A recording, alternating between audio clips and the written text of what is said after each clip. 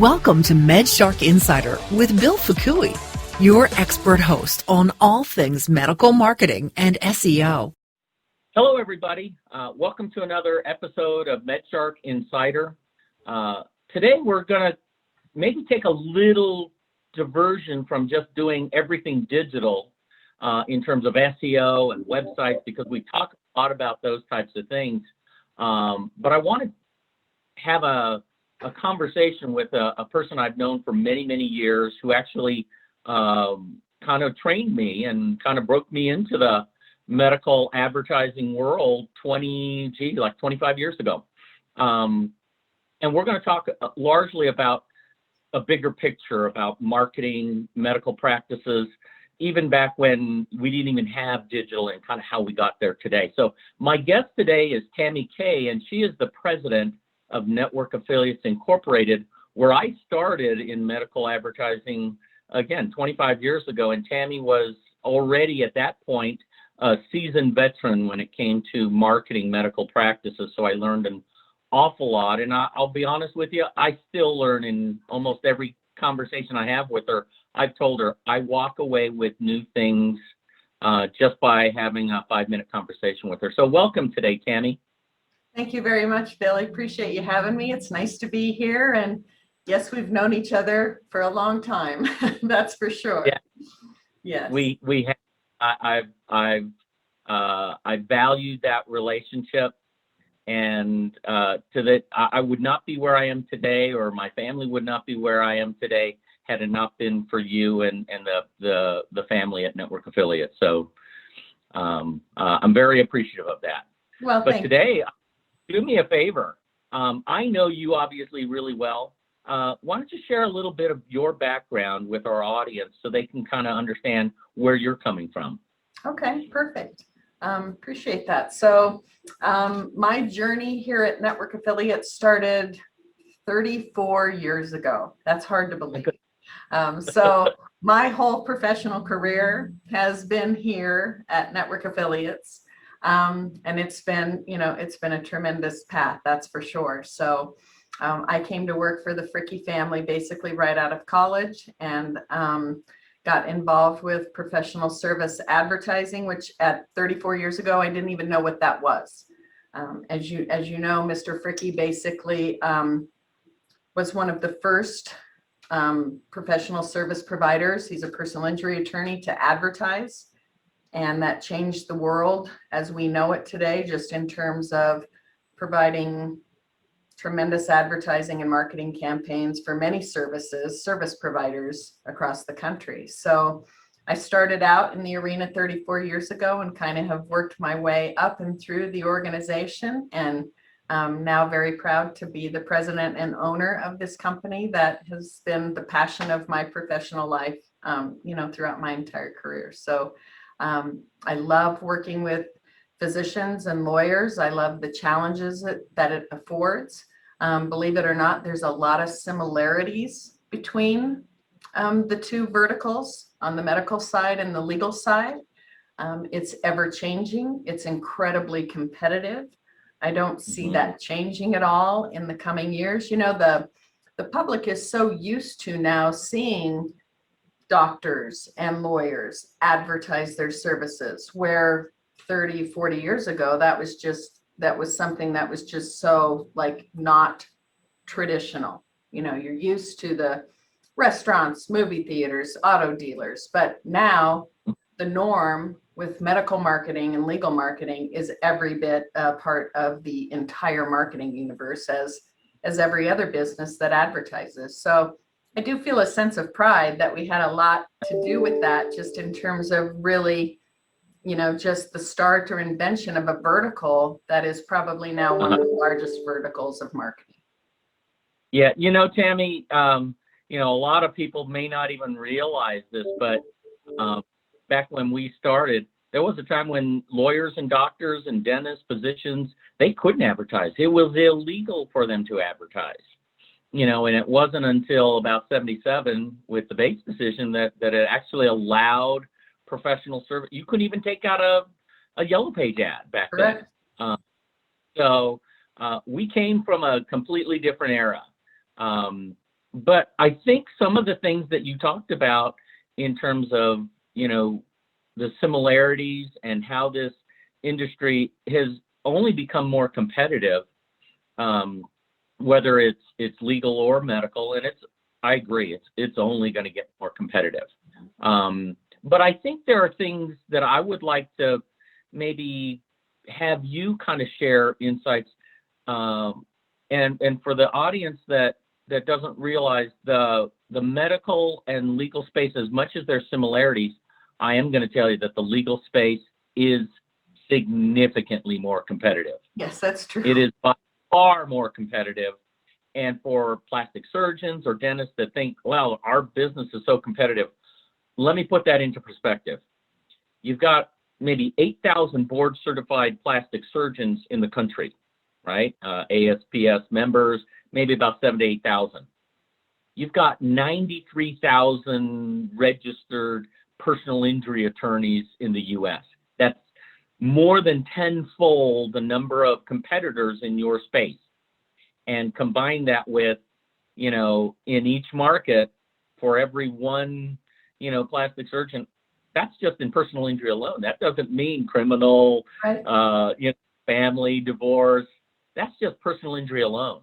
It's a whole different space. So I think some of the stuff that I've always looked at from you is, when I market medical, is, man, if I can do well in legal, holy cow, we can really kill it in medical, because, man, that space is so much more competitive.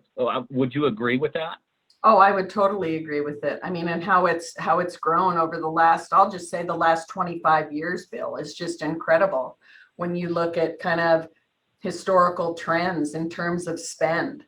And we always look at categories of spend from a competitive standpoint, like communications, insurance, legal services, trade schools, automotive, quick service food, travel and leisure. And believe it or not, legal ranks right around 5th or 6th out of the top 25 categories.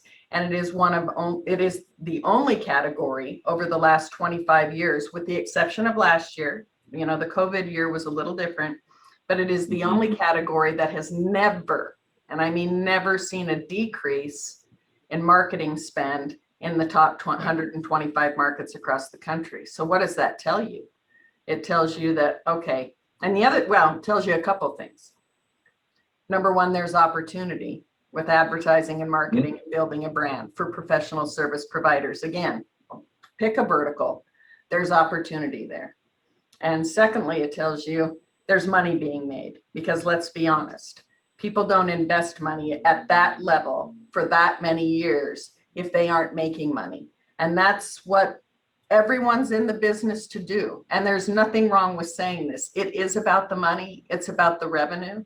It certainly is about the services you provide, the service that you provide to your client, the way that you build your referral network, your brand in a marketplace. It's about all of those things. But at the end of the day, let's be honest, the whole point of an effective marketing and advertising campaign is to elevate you as a thought leader in the market and to make money for you. That is the reason you do it. Yeah, I mean, there's no surgeon or practice I deal with where, ROI and revenue isn't, on the front end of that conversation. And it should be. I mean, at the end of the day, it should be. They are making an investment in their practice. But I always looked at, wow, they got, a lot of these practices would have very palatial facilities, and they're, they've invested in great artwork, great furniture, this ambiance, and they've surrounded themselves with, staff, professional staff, and they create this environment. Yet when it comes to marketing, they don't spend, they don't look at that the same type of investment, which I think is somewhat of a mistake. I love the fact that they've created a great environment, but if nobody ever sees it, at the end of the day, if it's only paying patients that come in and actually experience it, you got to let, the world know what you guys have there. That's exactly true. I mean, it's all about awareness, Bill. I mean, if you don't have brand awareness, there's there's two parts to a purchase funnel, so to speak. We'll call it a purchase funnel, or a marketing funnel, so to speak. You know, you have to have awareness and you have to have conversion. And awareness affords you opportunity to be in the consideration phase for patients of the future. And the conversion piece of that is patients for today. That's the bottom part of the funnel.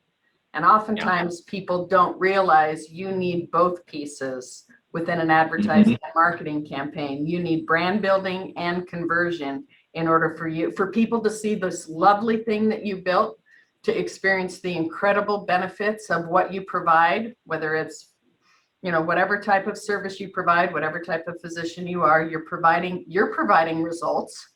So that's your end goal, is results for the patient. So you have to make sure that those things work harmoniously with each other. It's not just if you build it, they will come, as you said. You know, you talked about two different areas, which is the branding and the conversion. Building almost creating the demand for a particular service. And that's what we've always, you know, with media advertising, that was always my go-to is first of all, with a lot of my clients, they were the only one in that medium. When we were doing, you know, radio or daytime TV and stuff like that, most of my clients, they were the only ones there. They were the mavericks. They blazed the trail. But with that, you know, they took a lot of criticism amongst peers, as you know, but they blazed a trail and were able to brand themselves in a way that no other practice was ever able to do before them. That's right.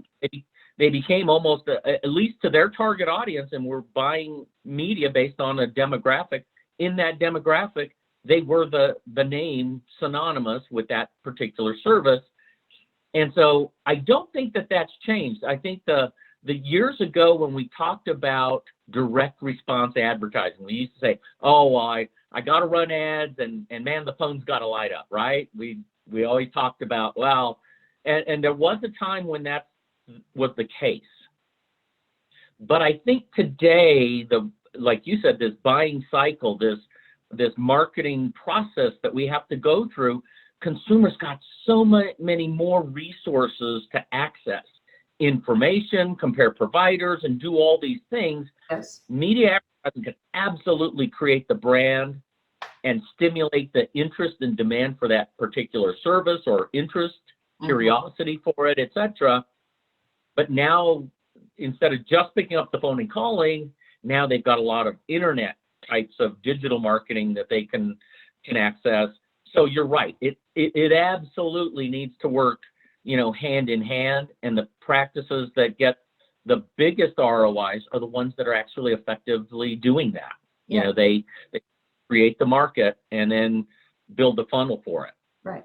Well, and they have to, you have to get out of your comfort zone a little too, Bill, and understand, okay, when digital came into being, I can remember when we were first trying to convince our clients that they needed websites, and they're like, I don't need a website. I have this beautiful I've got this brochure that tells you all about me. And what's this website thing? We don't need a website. I mean, you remember those days. And I remember those days. So where we were, and I don't even remember, was that like in the 90s, early 90s? I don't remember when that happened.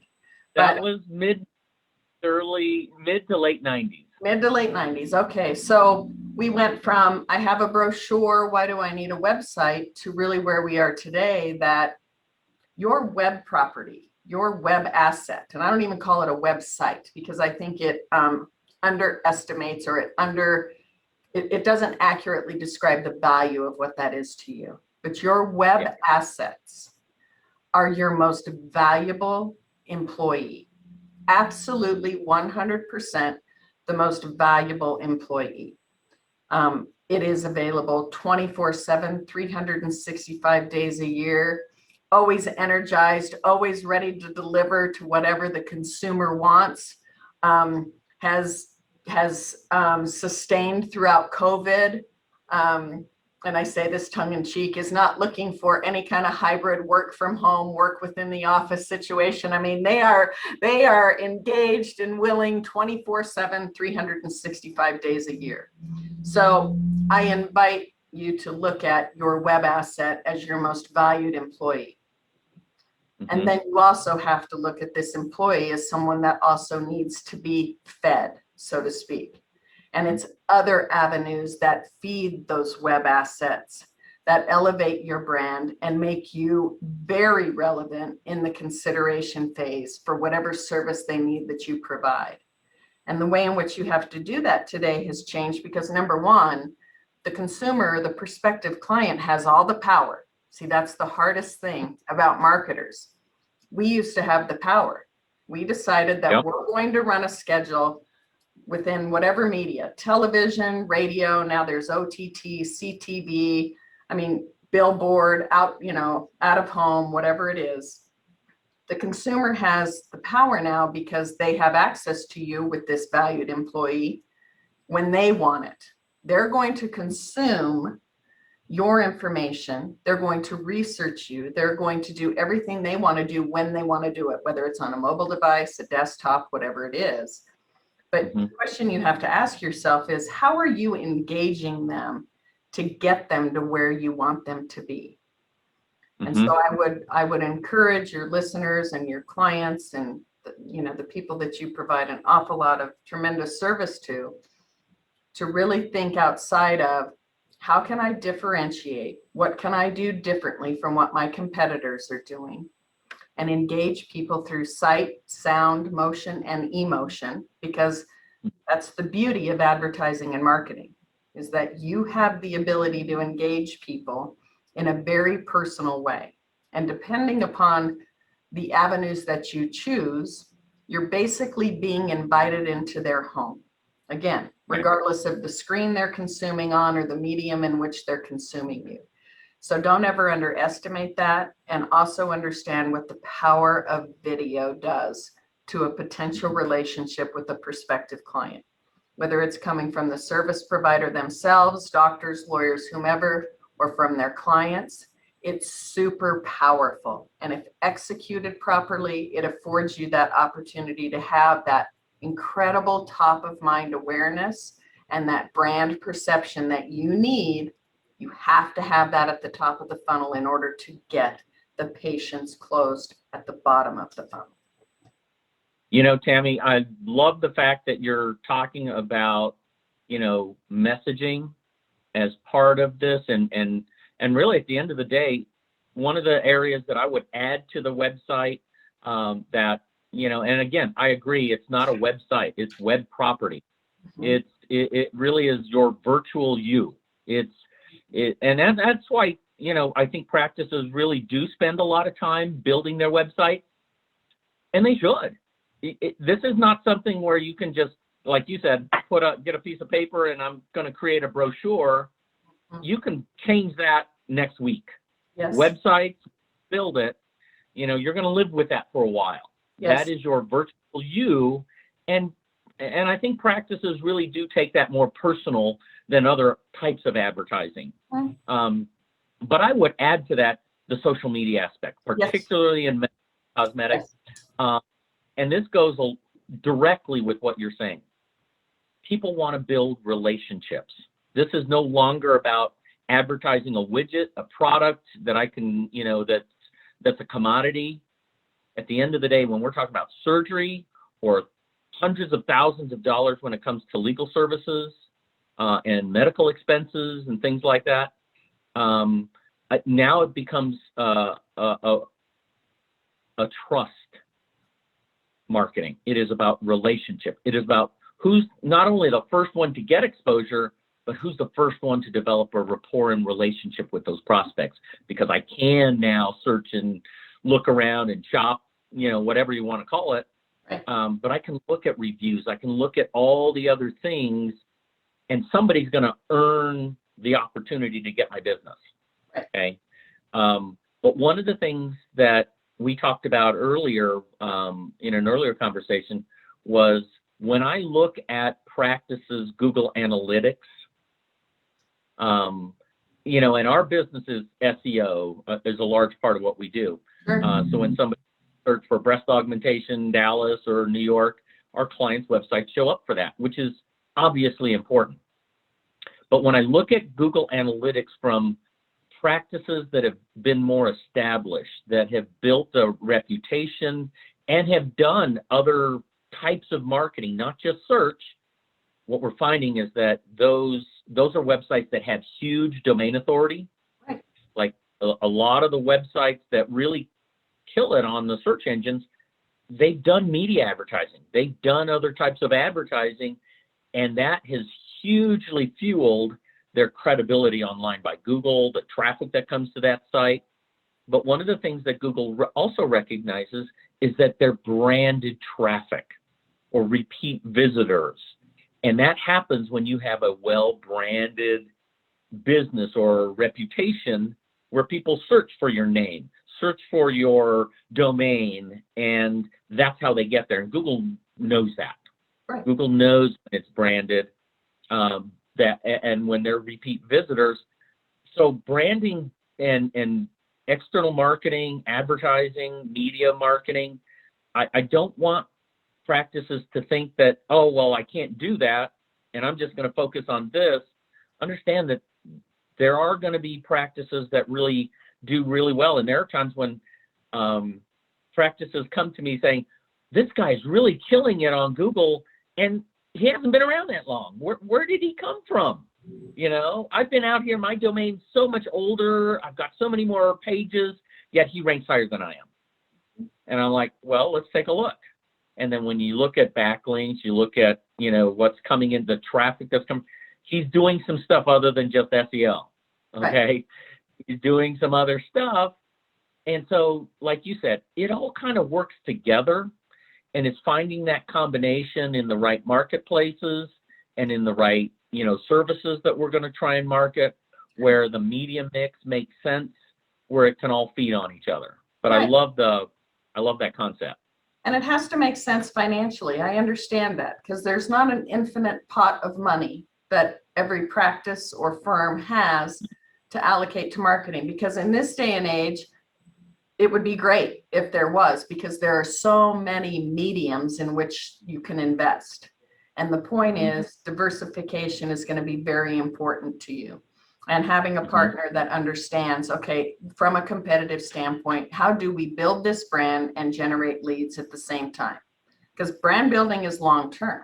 I mean, yeah. And that's the whole point. Those benefits of brand building aren't often recognized today. They're recognized, like I said, in the future. But without it, you become a very transactional practice. And that's going to get very expensive, because what are you going to do? Are you going to just continue to pay more for clicks? Are you just going to continue to invest in, everything that is just going to be associated with a cost? Right. You have to look for the value proposition in marketing every bit as much as the cost situation. Mm-hmm. And you have to understand that in most cases, and you just said it, Bill, there's some combination of traditional advertising and marketing that absolutely elevates and improves and increases the value of the digital efforts. Because any one of them on their own, I mean, you also can't have traditional advertising without a tremendous digital support. And I don't think you can have a great digital support and campaign without some type of traditional. And it's figuring out, what does that look like? For my practice, what does that mean? What's the sweet spot? What's the area of practice that gives you your highest return on investment? Where do you have your greatest referral-based business coming from? Is there a hole in your practice that needs to be fed? Maybe you do a ton of breast augmentations, but the lipo business needs a boost. So you focus a campaign on lipo in order to, okay, we don't have this pot of money, but let's focus on where we can get what I call the lowest hanging fruit. Where do the opportunities exist? And you have to look at your competition. You can't say my competition doesn't matter because I'm better than they are. Yeah.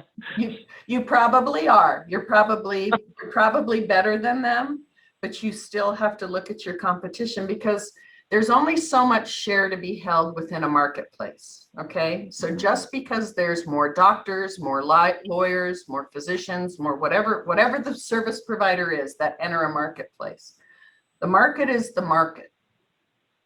So you have to vie for the business that exists in that market. And the good news on the medical side is you can stimulate demand for it. But the way you stimulate demand, to me, in my personal opinion, from what I've seen, has to be connecting and engaging from a visual perspective. So utilizing social media, utilizing traditional media, exploring other areas and opportunities that come into being. You can be super hyper focused with so many types of campaigns now where it's not just spray and play. I mean, you've got a very devoted situation where it's like, I can make an impact. Here's an area of town. Here's a geographic area that I draw tremendous business from. And I know there's more to be had here. And I know that darn guy across town's taking some business from me. So how do you supplant yourself into the hearts and minds of those prospective customers and clients and connect with them? And I think you have to think just visualization is just everything, especially in the cosmetic business. Let's be honest. I mean, it's absolutely everything. It's results oriented, it's visually driven, and you have to combine your marketing efforts so you can leverage both of those. And it doesn't have to cost you the farm, so to speak, but it has to be an investment, and you have to look at it not in terms of spend. There is a big difference between investing and spending. What's it cost you, but what's it worth to you? And you have to be patient, which is, that's the piece of that upper funnel with that brand building that is probably the biggest challenge of what we do. Patience are incredibly important when you're building that brand. And if you don't want to invest and build that brand, then go the transactional route. But please know that in the long run, it's going to end up costing you more money for a transactional business than it is for a brand building business. It just is. Yeah. You know, and I think though there's kind of a sweet spot. There's, like you talked about, if there are areas of opportunities, we can do brand marketing and I think research, you know, I recently had a client that, you know, was wanting to do some microneedling. They got a Morpheus 8 technology, and I'll tell you, that's such a hot technology. Everybody's buying it. But they were like going, well, how can we market and that? I mean, is there a big demand for this? I was told by my InMode rep that, you know, this is like the hottest thing. And when I did Google search trends, started looking at Google Trends to see, you know, are people looking for this stuff? You know, and I found that there's searches just for Morpheus 8, and that the volume of searches for microneedling actually is higher today than it is for breast augmentation. Wow. Yeah. And I'm like going, okay, well, what caused that? Media. Yes. Media drove that because Khloe Kardashian, Kim Kardashian all did videos, like you said, the video thing. They did videos showing them having these treatments done. Yes. That's what, if you see the spike in searches for that happen almost in line with those events. Yes. Okay. And now this demand for this product is now out there. And I think, you know, practices that leverage those types of opportunities now go out there and start marketing, you know, for those types of things. You can build a brand, build awareness, but you can also capture that demand to maybe help feed the beast, so to speak. Totally. I totally agree with you, Bill. I mean, and again, become a thought leader in that. I mean, you talked about the power of social media. I mean, that's a perfect example of a social media campaign or even a radio campaign. That it's education, information. It's powerful. It's absolutely powerful. And you can't just assume people are going to just kind of fall in your lap for that. It doesn't, I mean, and you'll agree with me, I'm sure, Bill, that you can't just put a page on your website and assume that that's, here we go. Okay, we're marketing for microneedling. No, you're not. No, you're not. If you Yeah. think of marketing, you better be thinking of awareness. And what comes Yeah. first? You have to have awareness. Yeah. And I think and they, even a lot of practices that I talk to about doing even microneedle or promoting the Morpheus technology, and I'm like going, that's great, but we got to promote this as microneedling. Can't promote this as Morpheus safe, because still the vast majority of people don't know what that is. Maybe the people that are late buying decision and they're going to choose what microneedling technology, but that's end of the funnel. We need to be reaching people at the top of the funnel, in terms of building interest, and then giving them the information that helps separate us, that helps differentiate us as a thought leader, as really, man, if I'm going to have this done, this is the place I'm going to go and get it done. And sell the results. Like, what's the benefit to the patient? I think sometimes we get caught up in wanting to sell the product or the service provider or the physician. You need to always have the client or prospective patient at the very top of what your approach is. What is the benefit to me? And what is your because? Why should I choose you? Like, what's your elevator pitch? You should choose me or my practice because. What is your clear because against your competitors? And if you always try to think of, we are better because, whatever it is, and get your staff to think, what's your because? There's so much competition. And even if your talents and your results and your offerings are far better than everyone else's, you better identify them and highlight them for your prospective patients and tell them, because but if they don't know, what's the difference? It just becomes kind of a race with Google to who's going to pop up and who's got something I'm going to click on quicker. You actually touched on something that we used to fly people. I used to fly out to practices to make sure that those people that are talking, the communication that you're talking about, that, the doctor may be able to explain this technology to a patient in front of them, but what about that person that's answering the phone or getting questions, or the person responding in email or live chats and text messaging? The sales process can stop long before they ever reach the surgeon, and that.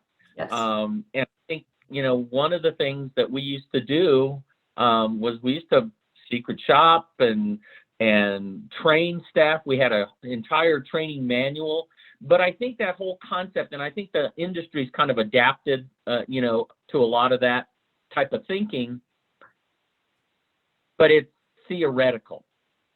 They say we secret shop, but they don't.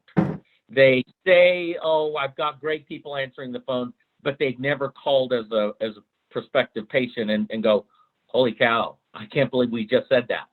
Right. You know what I'm saying? Or we haven't, like you said, in the competitive environment, we've never secret shopped our competitors to say what they're, and even and understand that if we're trying to market, I'll just use microneedling or Morpheus 8, if we're running ads promoting microneedling, then holy cow, man, the people answering the phone better know that we're running a microneedling campaign, and to expect calls about that, and that we know what they're going to have to say, how they're going to address those, those loaded questions, the differentiator questions, the price questions, all those kinds of things. Yes. But I don't think a lot of practices think through those types of things when they're putting together a campaign that, we also need the other things behind it, not only just the website, promoted on social media, but also when the actual opportunities, where the rubber meets the road kind of thing, that we're not fumbling it at the goal line. No, and every single person in their office needs to always be closing. Always. They are always, it's a famous movie. Coffee's for closers, right? I love But, maybe. that's right. Oh, and it's not any different than it was 25 years ago. Now the avenues are, because not only do you have, in person and telephone, but now you have to always be closing via chat and forms and texts and everything else. So it definitely has complicated that conversion funnel, but leads are just one part of it. Yeah. Conversion is absolutely critical, because really from a marketing perspective, the job of the advertising and marketing campaign and all the assets that go into it is to generate leads. That's what it is. We need to deliver new prospects, new leads to the business each day. But then the hard part is what happens when that lead or prospect is delivered. And so from, a marketing and advertising standpoint, there's the external investment, but there's the internal implementation. And that's what has to have absolute keen oversight of, because if you're getting 100 leads a month, I'm just making this up, and you're only seeing 2 or 3 or 4 or 5 new patients a month, something might be wrong there.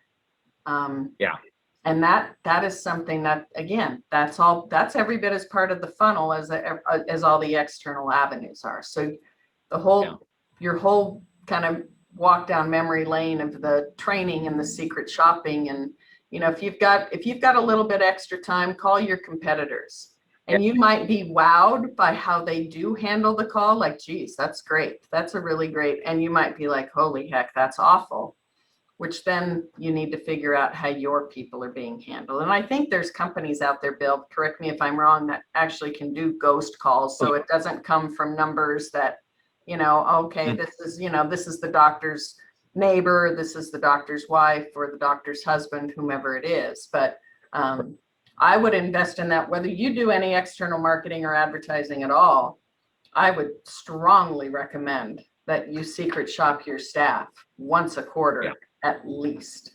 When we used to do training, we'd spend all morning training on intake questions, how to position the practice, what should be included in a good intake call, what steps need to be taken, how do you wrest control back from the caller and control the conversation as opposed to just deflecting it. Then we would get on the phone and secret shop competitors in the marketplace that they helped identify. Who's your biggest competitor for breast dog? Who's your biggest competitor for porcelain veneers, whatever it was? And you're right. Some of them had really good intake. Some of them were really bad. Majority of them were really bad. But the good news is the staff, when they would listen to my secret shopping call with them, they were so surprised. They said, "Did you call them before?" And I said, "No, why?" They said, "Well, how did you know they were going to do this? Or how did you know that? I said, "I didn't." And they're like, "Well, isn't that kind of risky as a consultant? You don't know." I said, "Hey, I win either way. If it's a good intake, you guys better sharpen the knife, because you are going to lose business if you guys don't clean up your act. Or if it's really poor, it's like, holy cow, that's your biggest competitor?" Right. Talk about opportunity. Talk about business opportunity, because we know people shop. Okay. Yes. I want to be in the mix. If I can get one of those calls to call them and us, I know they're going to come here. Okay. That's kind of the mentality, but it was always interesting. They always thought, well, how did you know that they were? I don't. Well, but you do, because you know that there's opportunity there, because there's huge opportunity for all service providers from an intake situation. And I would challenge you, just do the math. Look at your numbers. What's your average case value, or what's your average patient value to you? And if you were to increase your conversion by a mere, let's just say 5%, which to me is 5%. What does that mean in terms of revenue to your practice? So whatever your average client is worth to you, the value to your business, if you have 5% more each month, not over the year, but if you increase your conversion 5% each month times 12, what does that look like from a revenue standpoint for your practice, for your firm? It's extraordinary. And you didn't spend all you did is you paid attention. You didn't spend one extra dime for the additional 5%. You paid attention.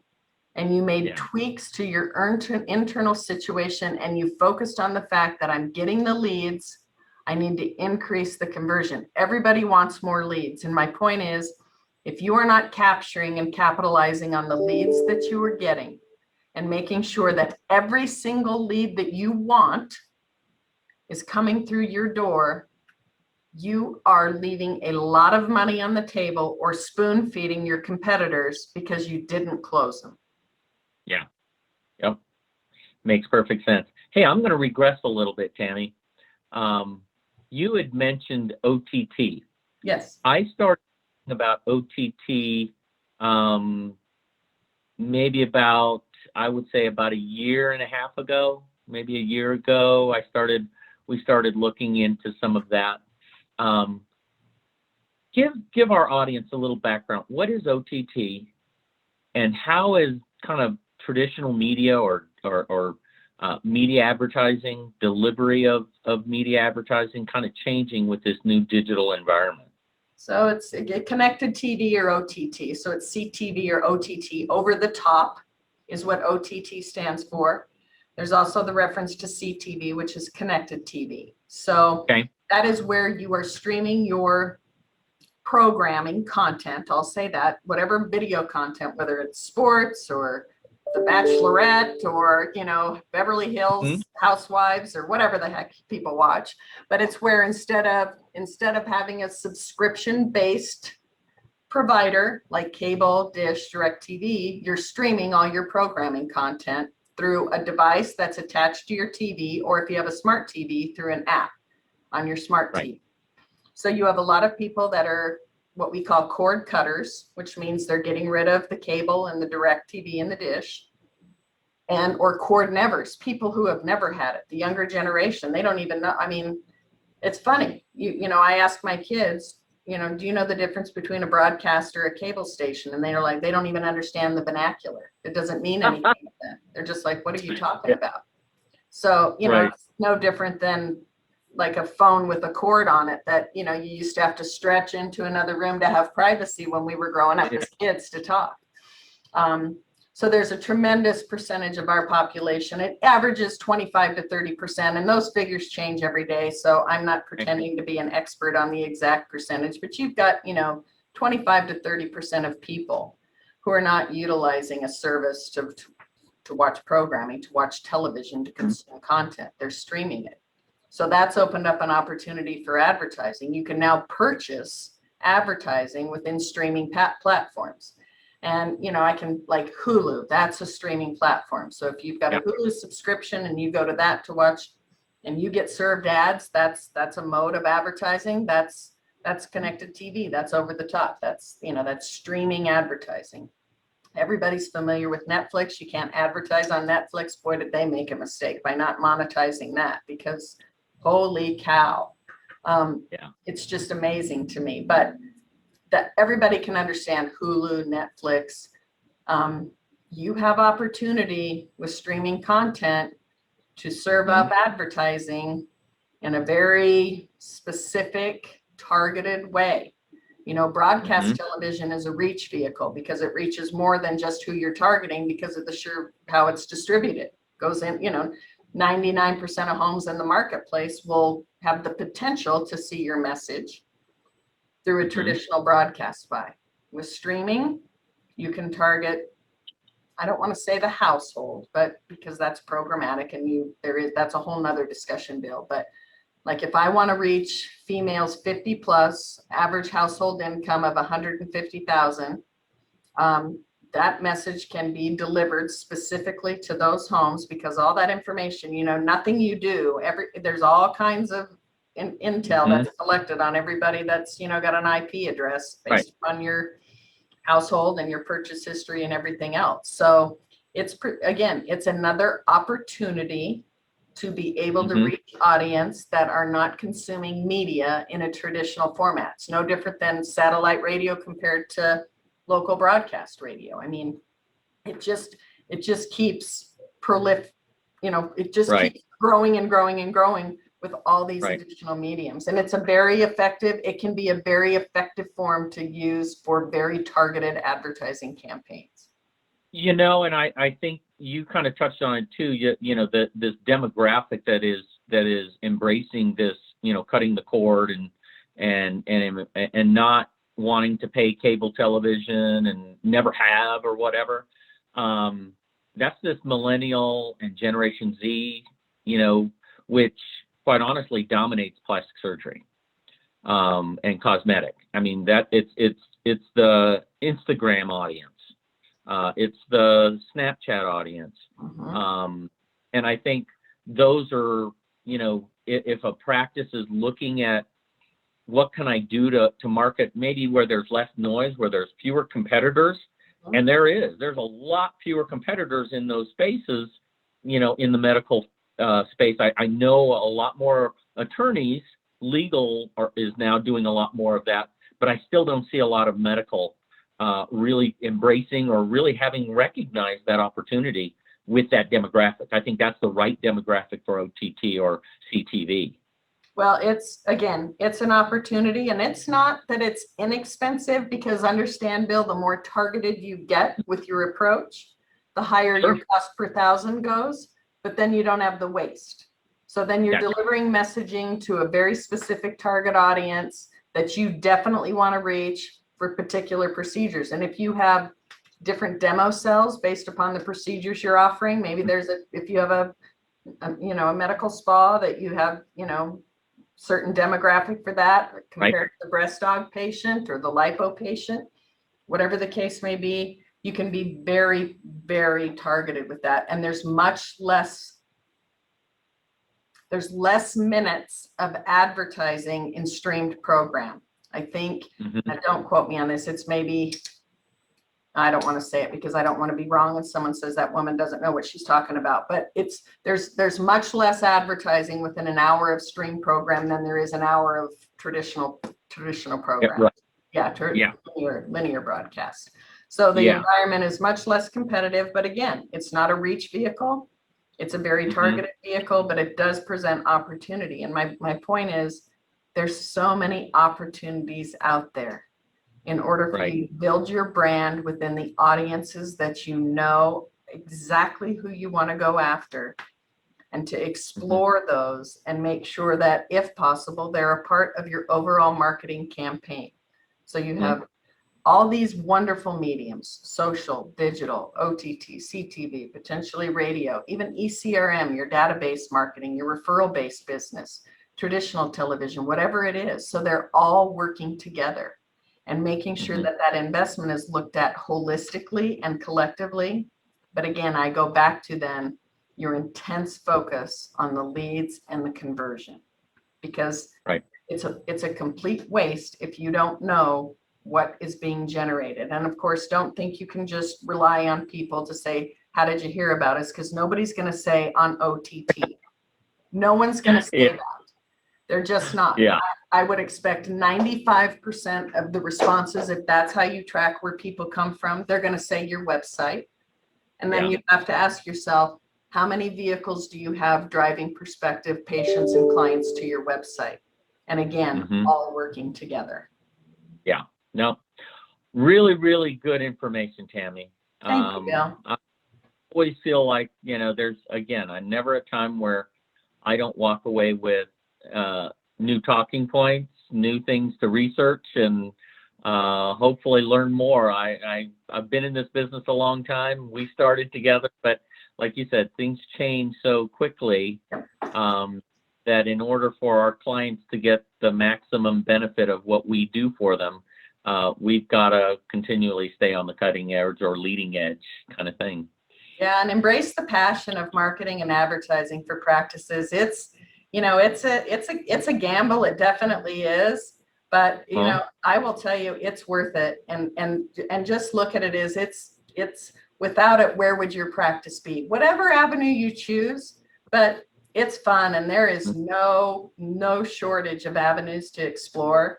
So I love it. It's like I said, it's been my whole professional career, and I just don't think there's any better business to be in than helping other people build and grow their business. That is so rewarding. So rewarding. I completely agree. Tammy, do me a favor. How can my audience learn more about OTT, combining more multi-channel marketing, through media as well as through, digital, linear, etc., how can they get a hold of you or find you guys? You can go to our website, which is it's hard to say this so people know what it is, but it's netaff, netaff.com. And certainly go to our website, or Google and contact us at our phone number, whatever it is. I mean, we're happy. And again, understanding too that the beauty of, you have a lot of providers within your practices, and no one provider has all the answers. So the beauty is getting people who work really well together and understanding that it's the sum of the parts that make the difference for the client, and that's what's important. So just obviously I have we're not competing in any way, Bill, but just understanding that your providers should be working together to do what's best for the prospect. So I would agree. And if anybody has challenges, I'd be happy to, if you reach out to me, I will personally make an introduction to Tammy, because I think the world of her. So thank you again for Tammy and all your insights. Thank you so much. Take care, y'all. Bye-bye. Okay. Bye. Thanks for joining us for the MedShark Insider with Bill Fukui. Join us next week for another dive into all things medical marketing. All episodes can be streamed at www.medsharkdigital.com/medshark-insider.